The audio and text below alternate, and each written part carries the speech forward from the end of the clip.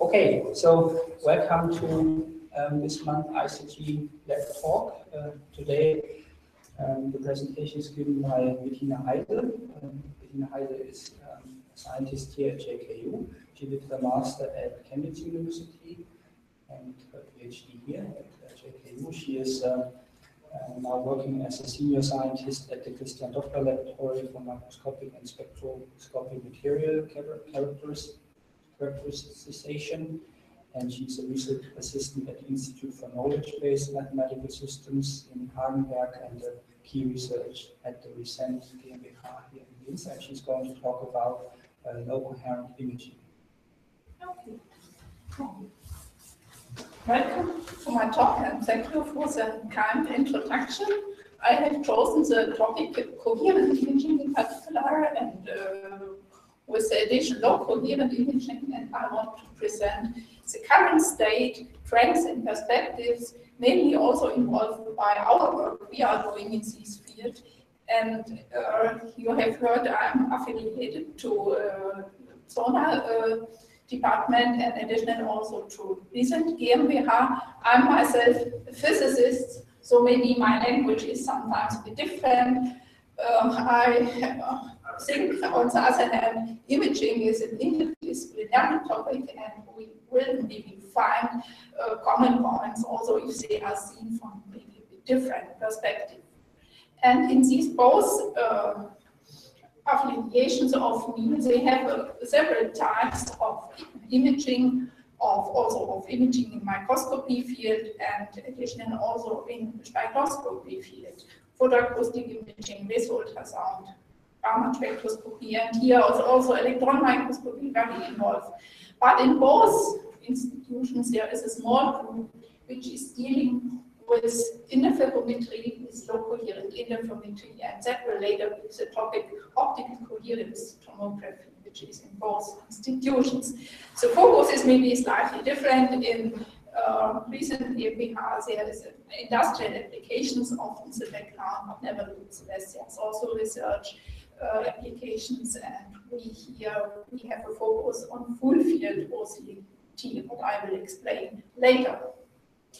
And to my own research interest, I was working previously in a longer period project which was coming from Genomics Austria, a research platform, and there I started dealing with imaging and with microscopy, and maybe there was my background image processing there, and it was topics in the field of fluorescence microscopy for optimized analysis of microarrays system to detect single molecules, also bigger patterns to classify it, to characterize these fluorescence patterns.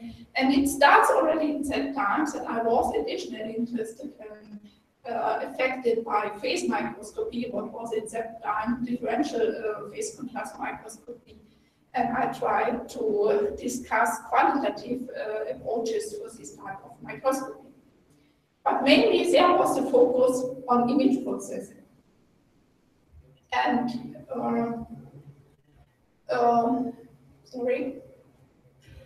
meanwhile, I'm more in the department of physics, so I came from imaging, from image processing to imaging myself. And so that will also be more the topic of my talk today. So I will structure it. I will discuss first some issues about coherent imaging, as I assume you are maybe not so familiar. And then I will go to low coherent imaging techniques. And finally, I will speak about optical coherence tomography, microscopy, and in this combination also to the application of so-called special light modulators. I will show you some applications we are doing usually, extensions, trends and perspective innovations in this field, also from other groups. If we speak about imaging, I think usually one thinks about conventional imaging in coherent mode. So that is more or less intensity based. You take it if you take a photo or if you do bright field microscopy or fluorescence microscopy. So you measure the intensity, you measure the brightness. But light is a wave. It has an amplitude and it has a phase, and both can be used. So that is done, and that is a difference now in coherent imaging. So we use also the phase information. And coherence, more or less, it described correlative properties, statistical properties of light as well. And this is applied in techniques, interferometry or holography, where additional the phase is somehow measured or is at least encoded.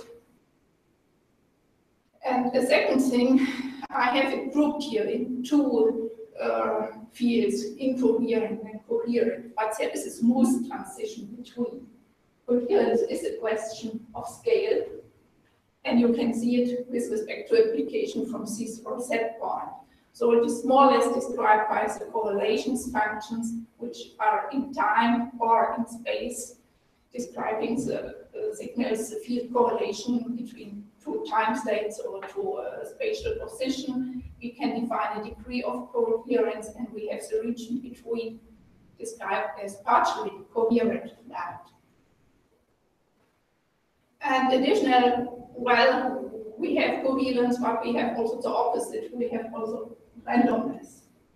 And if you work with coherent lights, then you are often hampered, but sometimes it's also useful, by speckles, which make arise by turbulences, which can be due to scattering materials, biological tissues in particular, by scattering or rough surfaces.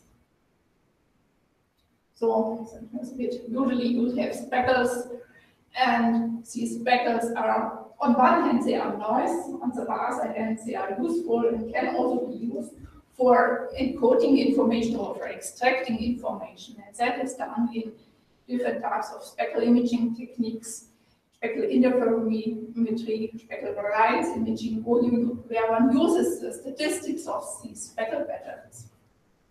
And different is application would also be speckle illumination techniques, where the illumination is done by different types of speckle vectors, and in such a way, in dynamic speckle illumination, a higher resolution can be obtained. That is also nowadays used for structured illumination microscopy. Here, for instance, two examples, more or less these are speckles we are getting, and these speckle statistic can be used, applied, and it can be analyzed with respect over time or respect to local correlations. And then what you could not do by eye, but by statistical analysis, one could distinguish between different regions having different temporal or local statistic regions, which are, it's more or less a sequence of images which are dynamic, static, or noisy. And that is also used in speckle variance imaging, where you can, in the structural image, almost nothing see, but exploiting the statistic, you can see these microvascular structures. And the second point is what is between, you have also the possibility for computational imaging. So you measure intensity, a stack of, let me say, defocused images, or done in the spatial domain, or done in the Fourier domain, or you have in rotational diversity or polarization diversity. And by this multiplexed information, by computational phase retrieval methods or phase diversity methods, you can extract finally the phase which is behind this stack of intensity images if you propagate these images. And that is done here, for instance. But I will more or less focus at the topic of interferometry. And yes, maybe you are familiar with this pattern of an interferometer you usually see. And we have this split of a sample beam and a reference beam, and these two beams are interfering, and they are finally, this interferogram is detected in different ways. And usually interferometry is done with a narrowband monochromatic light source. That can be a laser. Usually, I think you'll think about a laser. A laser has a coherence length of some meters. If it is a stabilized laser, then it can be extended to kilometers. Laser diodes are still a bit worse.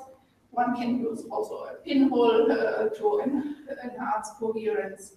And that is more or less all what is dealing with high coherent light and high coherent interferometry settings. These are conventional settings.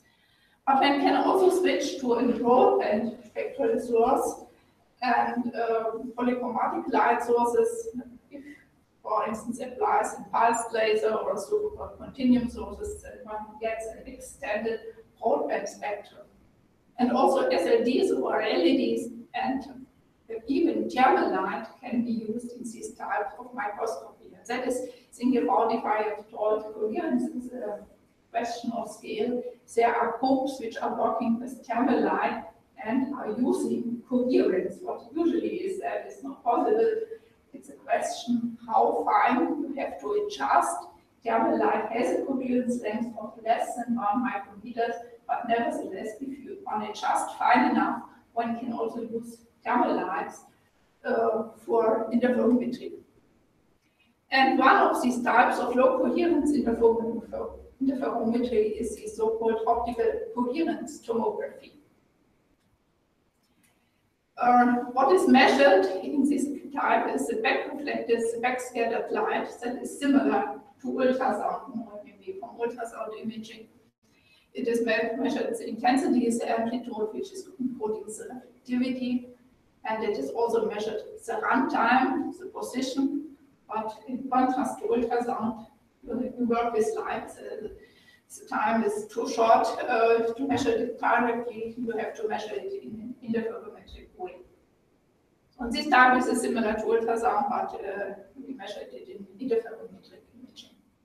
So it's used for non-destructive testing and also for non-invasive imaging, also in biology. We can probe structures by this in subsurface range. And it is in some point similar to a confocal microscope. One gets slices and one gets finally a 3D volume by slicing, by optical sectioning. And it stands somehow between confocal microscopy and ultrasound imaging. From the history to this OCT, it comes originally from the medical field. It was developed in the 90s, or also it has also a predecessor. It was finally introduced by Huang in the 90s for medical imaging, in particular for ophthalmology. There is important techniques to diagnose retinal diseases. Meanwhile, it is extended also in other medical subject fields, dermatology, urology, almost all where you have to investigate tissue structures, and therefore it is also meanwhile realized in endoscopic versions. And an additional issue was to bring it from biology to material testing, a topic which is important in particular here for our local troops, where the focus is more on material testing, material characterization done by these techniques. From the size scale, I try to visualize it here. We are standing between what is electron microscopy, where you can really structures at the nanometer scale, individual atomic layers, individual molecular chains. But it is much better than conventional industrial inspection, where we have defects in the centimeter range, millimeter range. So we are here in the mesoscopic range of some few micrometers.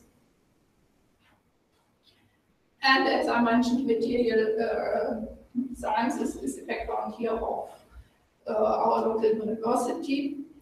The specimen which we are investigating are coming more mainly from this field of material sciences. These are fiber reinforced composites, coatings, metals itself does not work, but coatings on metals, foils, they are partly also scattering, semi-transparent materials or stratified materials. And what conventionally one is interested in is structural features, layers, fibers, or in particular also artifacts, some kind of inclusions, delaminations, and so on. So you see here our conventional samples we have to test.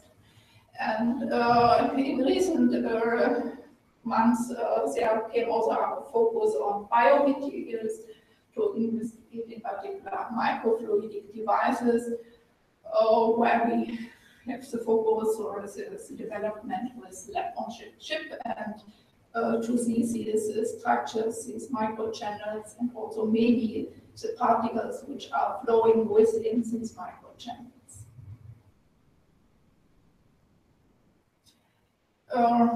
I could now go a bit more in detail about these schemes of these different types of OCT, but you see more or less it's a kind of interferometer. And I mentioned in particular that is a broadband light source, which is a characteristic component. What we measure is an interference burst, and that can be evaluated with respect to its position, with respect to its height, and with respect to some phase difference to another reference burst. And the time domains that can be realistic. Time domain we have here a moving mirror, and by this the sample, the coherence range in the sample is shifted and moved, and so the sample can be scanned. Always we have a small local coherence of some few micrometers, and exactly from this coherence range one can get see signals and analyze it, and so we get in-depth sort of information. We will see later we get such cross-sectional images. We can also do it in a full field, in a wide field version, where we apply an collimated illumination. We illuminate an area as a sample, and similar also in the reference screen. And then we scan in a horizontal way with the area, such called unfast images through the sample. And we can also let all these mirrors fixed, sample fixed, but we can use a tunable light source. So we do now the scanning with respect to wavelengths. And that is what I have. Additionally, we can also introduce polarization sensitive components, wave plates, and then we can also use additional birefringent information, additional to reflectivity, also retardation information, or optical axis and information, which are characteristics for polarization sensitive measurements. But if you want, let me say, to make a schematic about these scanning versions, then we can divide it, what I have shown you before, in time domain techniques. We can divide it in Fourier domain techniques. And we can apply raster scanning point by point, and we can do this raster scanning in spatial domain, and we can do it over wavelengths.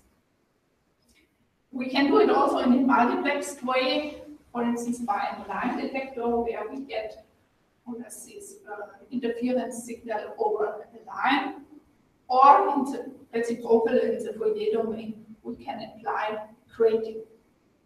And what we measure is more or less these bursts, which I have shown you. These are the autocorrelation function, and we have this relation between autocorrelation and power spectrum by Fourier transform. If we switch to Fourier transforms, then more or less we measure the power spectrum, the modulated power spectrum. And these are different types of signals we get depending on the realization we have done. But you see here now I have mentioned the raster scanning point by point. If we switch now to full field version, and that is more or less my main field of work, okay, then I had mentioned we can do this scanning over an area. So step by step. We can do also this scanning by step source in these different wavelengths or wave number scales. But what we cannot do directly it is to apply a tracking, as otherwise would result in a 3D data stack.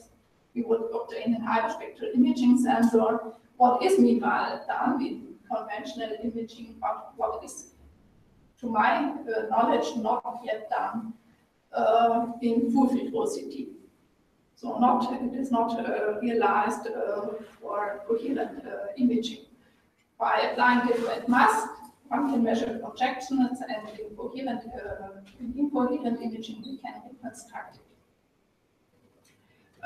Imaging aims, they are in general, these are resolution, super resolutions, these are keywords, extended focus depths. The speed is an issue, and aberration corrections as well. And that is also more or less the aims in coherent imaging and OCT. The speed, which is meanwhile in the megahertz range for an R-scan rate.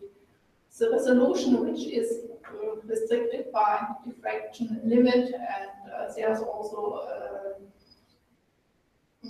the submicron barrier and the works to come over this barrier. The sensitivity is about 100 dB in general, and penetration depth of these techniques that depends on material is about 2 millimeters. And there's also the effect or the aim to miniaturize these devices and reduce financial costs. So if you want to build up such a system, the question of illumination I have mentioned is important. One has to select a suitable light source, in particular for coherent imaging, with respect to wavelengths, to the spectral bandwidth, and the power shape. And one has also to decide which setup one prefers, in fiber-based setup or in free space system. So conventionally, light sources are superluminescence diode or supercontinuum sources, thermal light sources. And it can be also adapted by spectral and spatial filters to the coherence properties one is intended. So we apply in our setups superluminescence diode in the near infrared range or supercontinuum sources. And second is also the question about the detector, which scheme we need, a line or area detector, in which wavelength range it is silicon or glass based. And question is also, and that is in particular important, is the dynamic range and the sensitivity which can be obtained. So often one has to find a trade-off between speed and dynamic range. And there's also a shift in past. Mostly CCD sensors have been applied. Meanwhile, also there is a tendency to CMOS detectors, and these are in particular CMOS cameras, which we have in use for our measurements. So these are only maybe for interested some of parameters we obtain in our configuration. So we come about in axial and lateral resolution in about a range of 1 to 2 micrometers. It is decoupled in OCT, that is different from microscopy. We can differently influence axial and lateral resolution. And also penetration depth, that is slightly different in conventional scanning OCT and in full field version. So dynamic range is about 17 to 18 dB in our configuration. And maybe it's also of interest to compare with micro-13s. That is the same sample. It's fiber reinforced microstructured polymer composite, and you see here these fibers which were taken by micro-CT and here by full field OCT or OCM. So the difference in OCT and OCM is more a minor difference in notation. It depends on the NA of the objective. If the NA is low, then one speaks about tomography. If it's an high NA objective, then it's microscopy. That is a small difference. But you see more or less the same structures, and in particular in OCT, it is a technique which measures refractive changes, or which is sensitive to refractive changes. And you see here, we see the borders of the structure. And in micro-CT, we see more or less the structure itself. So we see here more or less changes in the refractive index, and here's the structure itself. It's a bit slightly odd, but at least we can see the same information. And it also here has things where we have detected micro-cracks, which can be seen due to these differential refractive index in OCT, but which cannot visualize in micro-CT as absorption changes is too weak. Okay, I will maybe this slide show some applications where we have to test it for material inspection in the micro size range, multi-layer foils, or different types of polymers which are embedded, which are reinforced by fibers or different filler materials, or also some types of minerals which are translucent and we can see some structures inside. Also here, other application is coatings on metals. You see also here filler components for reinforcement, abrasive coatings.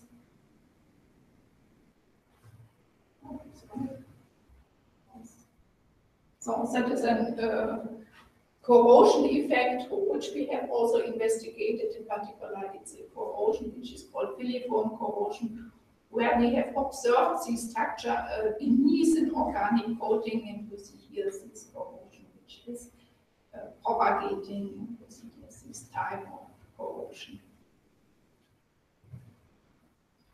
And OCT can be then extended, or then it gets not only the structural information, we can add it also by functional information, and then using this face information additionally, one can use it for elastographic imaging and measurement to extract elastomechanical features and properties by measuring deformation, by measuring displacements. One can also measure the frequency shift, then it can be used for velocity fields characterizations or for Doppler OCT. We can measure the speckle variances to characterize motion and velocity. One can extract spectroscopic information, or also additional polarization sensitive information to give information about birefringence and so on. You can see it here. That is a version of where we measure phase information, refractive index information. You see now encoded in these colors, these changes of refractive index and of geometric height. So more or less we measure optical path lengths, and these are these optical path lengths maps we can obtain by using phase information additionally. And in polarization sensitive version, that will use the structural information. And here you can see also the birefringence information, which is more or less also encoded in retardation and in phase. So you can also see here these phase differences, and that give hints about local anisotropies, which can be used additionally. So some extension in general. People combine OCT with fluorescence microscopy imaging, also with spectroscopy or ultrasound imaging.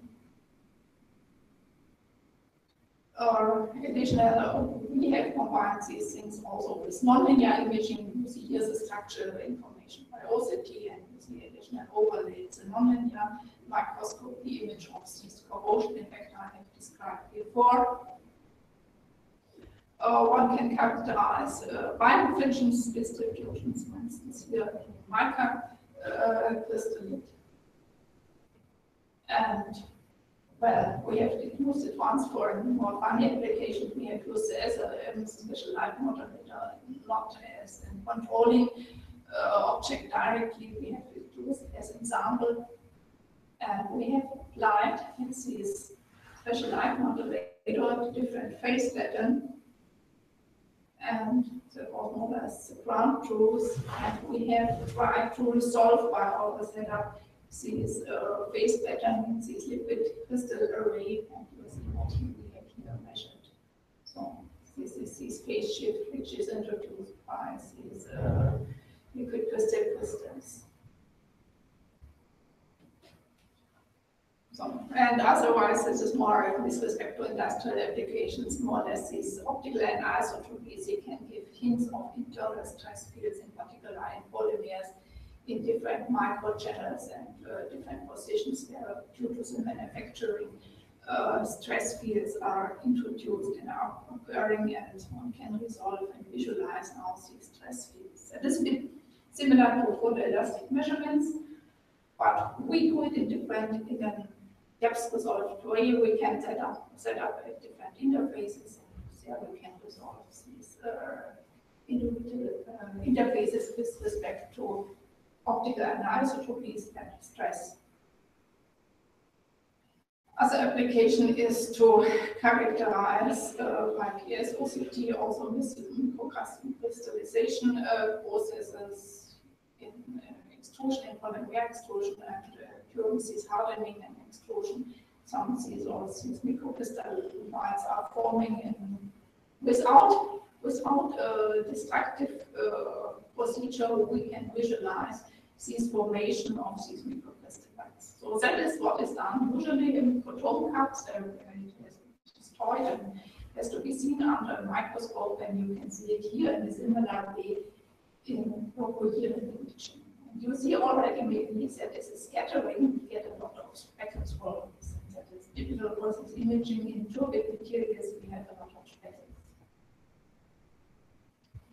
For instance, here we see more or less this formation of these crystallites and these speckles a bit around. So another thing is, let me say, beam shaping. That is nothing related now to OCT, but you know it may be conventionally one works with Gaussian beams, which are typically resulting from lasers or in optics. But meanwhile, can also use different types of beams, so-called vessel beams or vortex beams. And one can obtain these beams by introducing this specific phase profile to these Gaussian beams. And one more or less modifies the waveforms.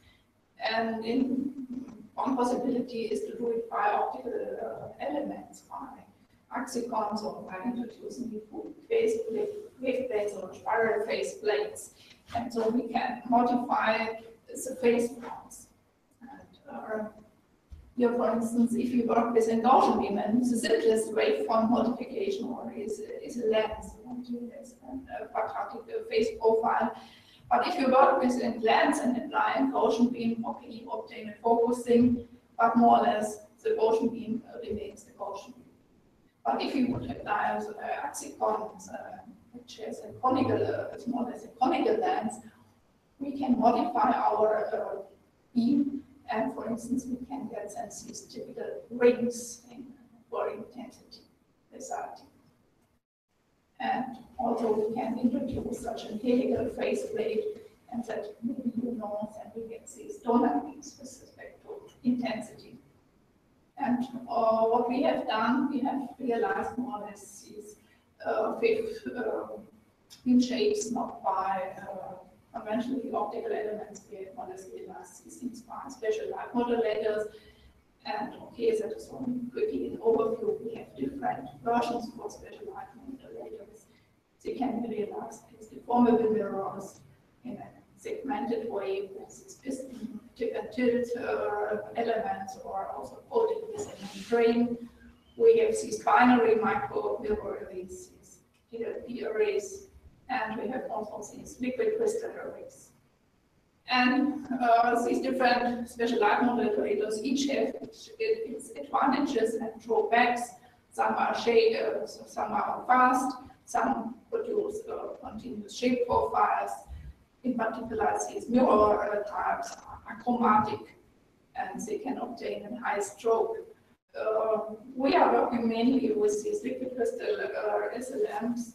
They are very suitable for applying different types of holograms. They are meanwhile realized as phase-only SLMs, and they can also be used to realize optical diffractive, to emulate optical diffractive elements. So the advantage of these liquid SLMs is that they have a high resolution. They are meanwhile full HD. They are relatively slow. That is, for webs they are about medium frame rate. Meanwhile, there exist some techniques to accelerate it, but it's more or less a factor of 2 or 3. And they have one, in particular, one drawback. They are of dispersive nature. In particular, in our case, where we work with COHERENT, so that is a drawback, and one must do additional efforts more or less to compensate these things. So one can apply now these different optical components at these special light modulators. There's holograms, for instance, here, digital equating, or that is the Axicon, like you know it from a diffractive lens, from a Fresnel lens. That is more or less you can also modulate these things at a special light modulator. And that is in so-called helical beam and vortex beams, which has a topological charge. And then we can modify our beam. And you see here that is a conventional Gaussian beam. And here it is modified by Axicon-like lens to a bezel beam. And here additionally we have applied these helical vortex beams. And here it's a random structure. So we can modify the beams for illumination and can use it also in interferometry. And one can think about where we could use it. Well, we can modify it our illumination. Theoretically, we could also do aberration correction. We can apply it in grid or in spatial domain for filtering. And as we have in interferometry, we can also use it for phase shifting by special light modulators. And we must think about, that is also a bit trivial, what I have shown here, how to realize it in reality. In OCT, we measure reflection, so we have also all to perform these things in reflection mode. And also the structured illumination must be suitably integrated, always by beam splitters, so that it fits both for sample beam and somehow also for reference beam, which should be modulated or should not be modulated. And secondly, we work in a low coherence regime. We have to achieve an accuracy of 1 micrometer. So if we apply some components in the sample beam, we have to balance it in the reference beam exactly. So that one should keep in mind what is particular problem in low coherence interferometry to apply such things. And meanwhile, people working in this direction, they are working and extending now also conventional illumination in the direction of bezel beams. The advantage is we get by bezel beams a very extended focus range, and that means the image quality is improved drastically, and we can see much more deeper by using bezel beams. The thing is how to do such bezel beams. We can use it by Axicon. Other things is we can also disperse our beam. Also, we can use dispersive elements, conventionally a prism, and we can use this dispersion effect here as a useful component and obtain thereby much better penetration depth. So, and a further issue is that we have to apply dynamic focusing. So to correct the dispersion of the material as well, that one could also do one special light modulator. And one can also go about, yes, switching into image processing. We can also apply a lot of mathematical techniques, including deconvolve image to reconstruct it in a sparse way, and also introduce optimized classifications. And that is more or less the post-processing version of enhancing the image quality. So some typical examples we see more or less here. We have a lot of SPECKLES. We will see more or less the structure. One can do on these images some pre-processing steps in the classical way to improve the quality, so improve the signal-noise ratio, to enhance it in that is enhanced image to see this interesting structure in an improved way. Okay. So here is improved, and using now these both structures, these are more or less lines and some point-like defects. Then one can apply some kind of segmentation of separation of these structures. So here it is a wavelet and shear-based decomposition scheme applied, and so by post-processing we decomposed it in different classes of object and fibers and defects. And finally, one can extract some features which are describing the objects of interest. Here, for instance, indicated for orientation, fiber orientation.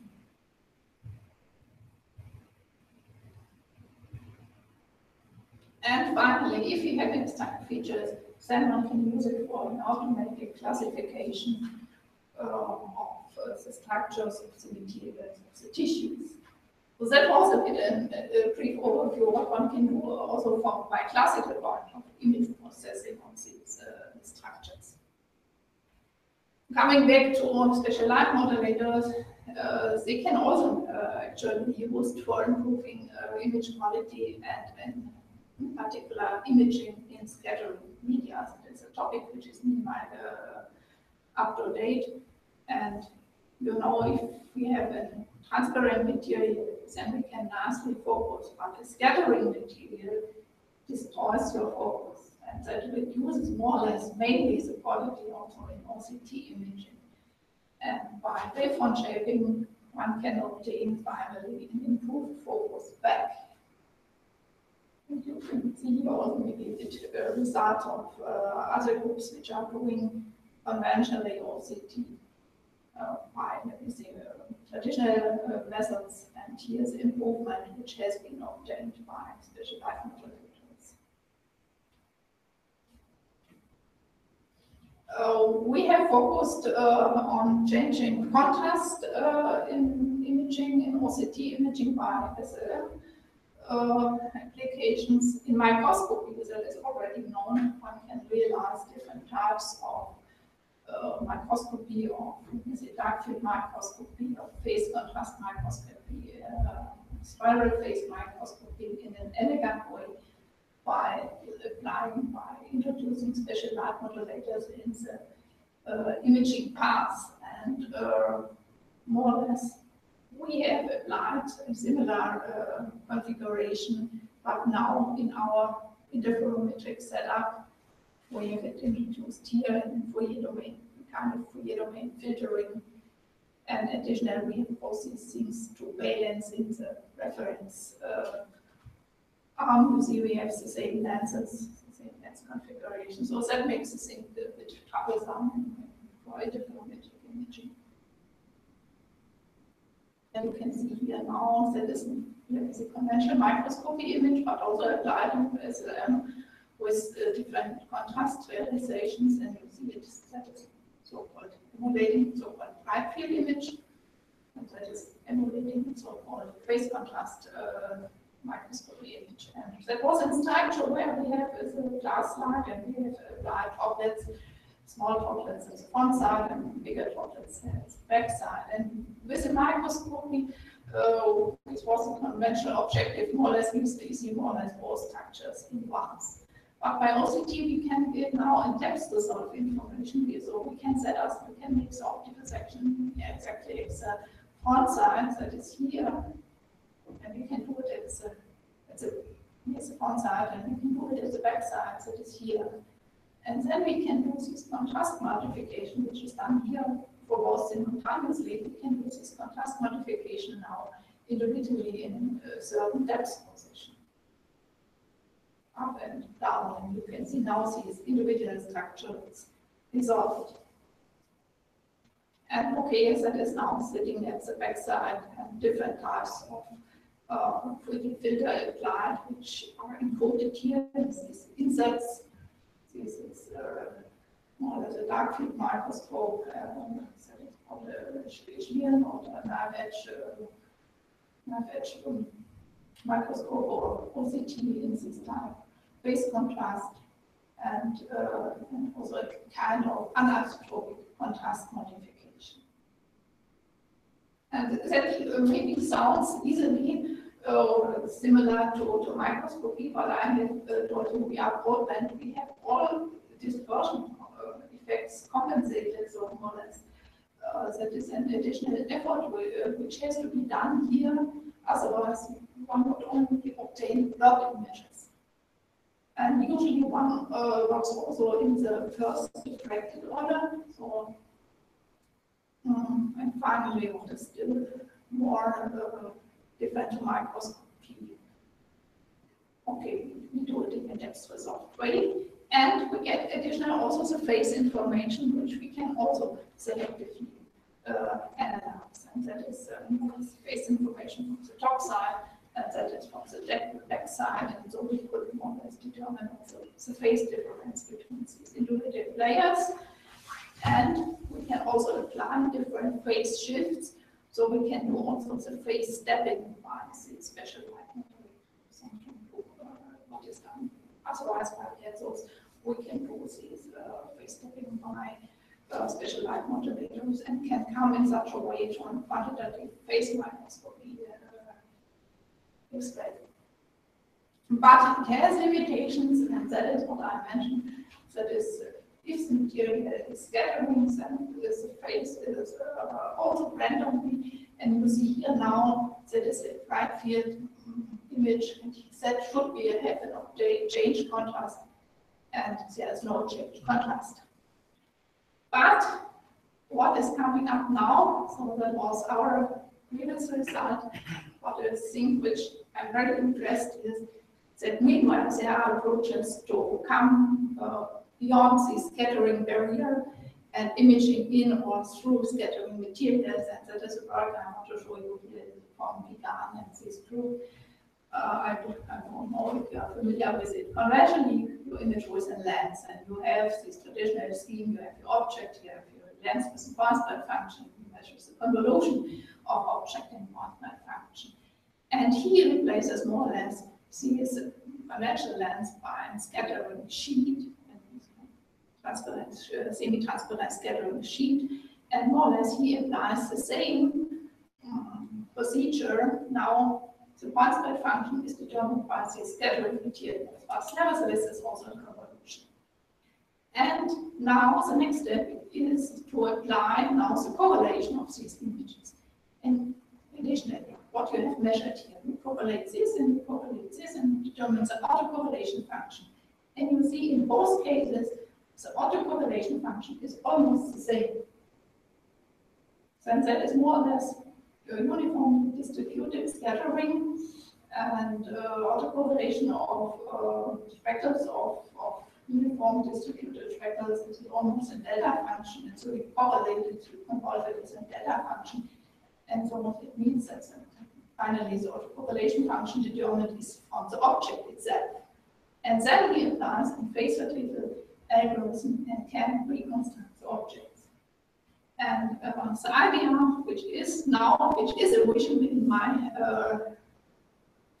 current state, is to use now these speckles we have here in OCT, nevertheless, by scattering materials over some hidden objects we want to observe. These are fibers, more or less, you see that maybe now that these fibers are coming to use this speckle information and to apply also such a similar analysis, and maybe also can use autocorrelation functions of the objects.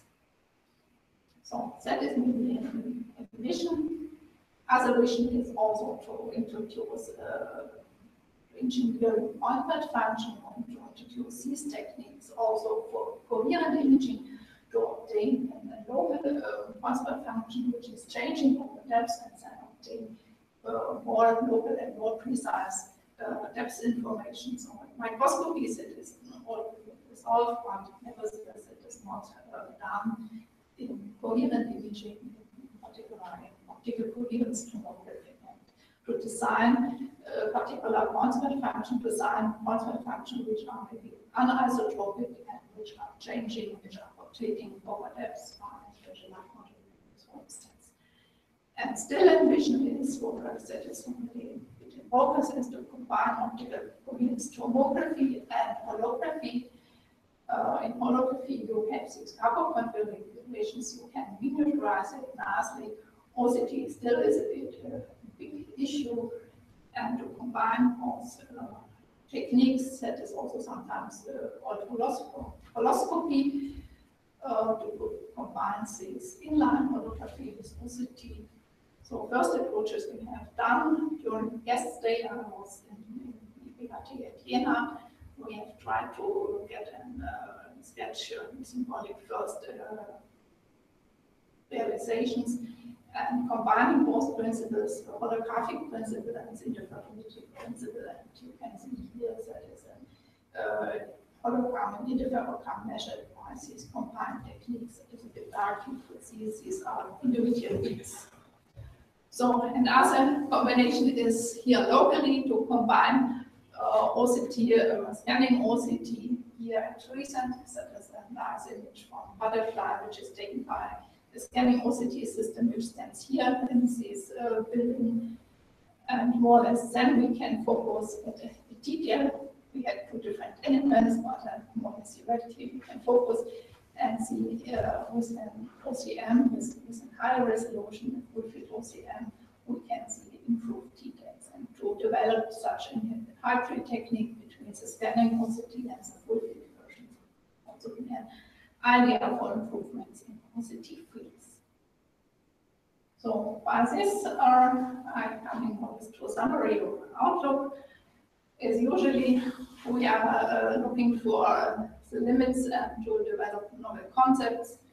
The critical parameters are in conventional imaging, the resolution to increase penetration, to cope with scattering of the materials, and in this way also to introduce programmable optics, to introduce special light modulators for changing illumination concepts, and to introduce adaptive optics for correcting aberrations and shade the waveform.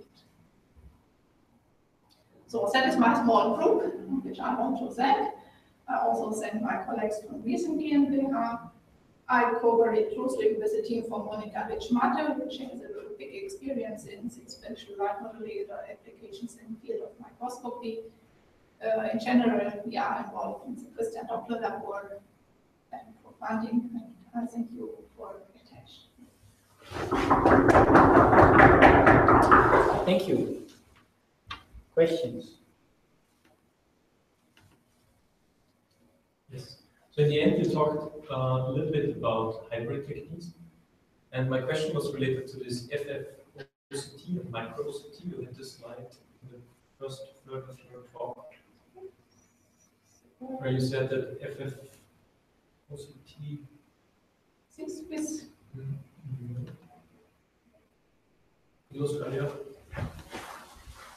where you showed that that FF-OCT only detects the changes, but in a much higher speed. It's a combination with slightly bit much more. Yeah, it's a question while I'm back.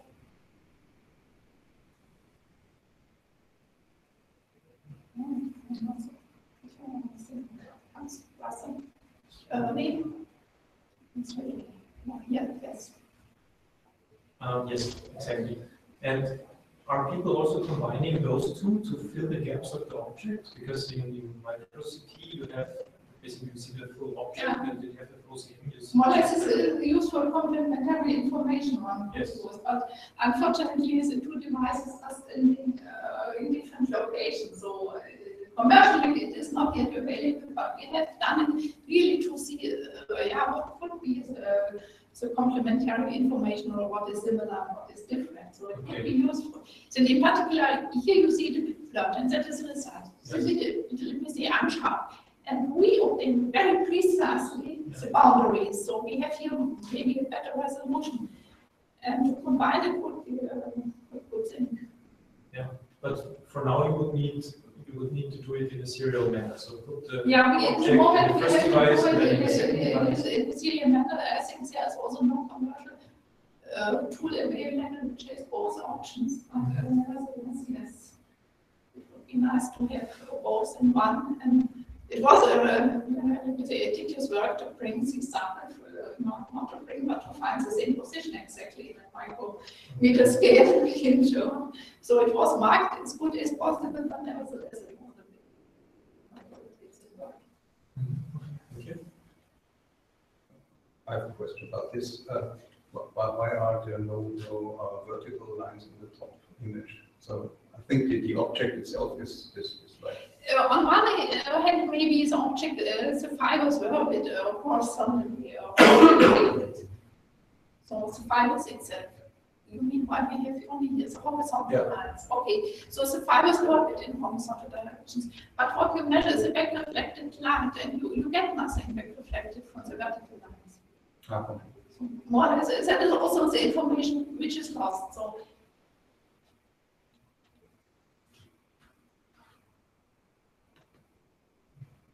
And another question about the depth of penetration. Can you use, I think, longer wavelengths to have? Yes, it is done. That is a development which is done to extend it to longer wavelengths, in particular to penetrate in polymers deeper and so on. The issue is, let me say, it's getting more tricky. It works now. It works in most nicely, but it's more a financial issue. If you go beyond silicon cameras and in-gas cameras and line detector is, you can pay an area camera is more expensive, and if you go beyond 2 micrometers, and it's complicated. We've got one remote question. This is very exciting. So the question is from Mariana Babacheva. I don't know which institution. But the question is, thank you for the interesting talk. Beyond applications in material science, do you know what advantage OCT imaging can bring in medicine? For example, do you know if FF-OCT has different applications in medicine than conventional OCT? Yes, thank you for this question. I was not going so in detail in these strange differences between this scanning OCT and full-field OCT and full-field OCM.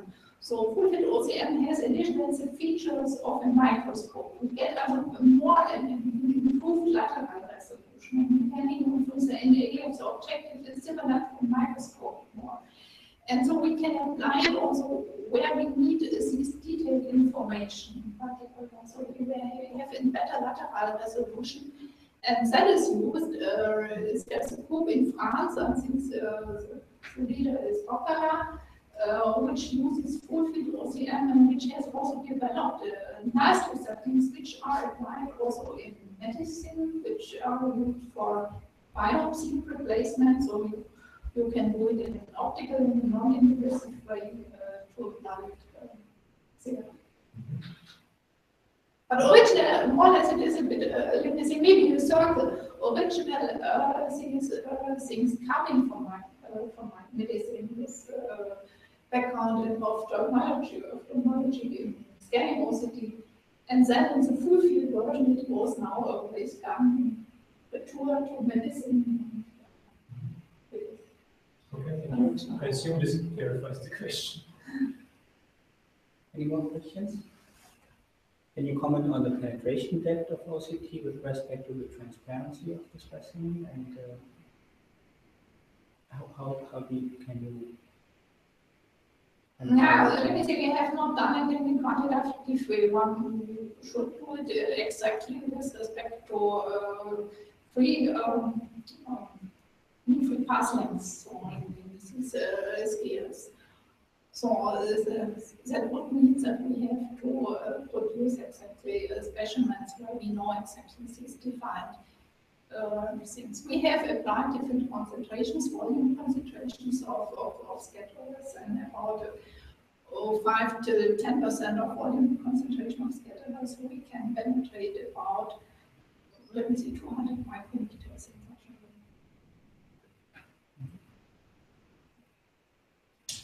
Okay, there are no more questions, then we thank you again for the interesting talk. The next talk will be given by Tom Pock on the 16th of June. Right? 14th of June. Okay. Thank you.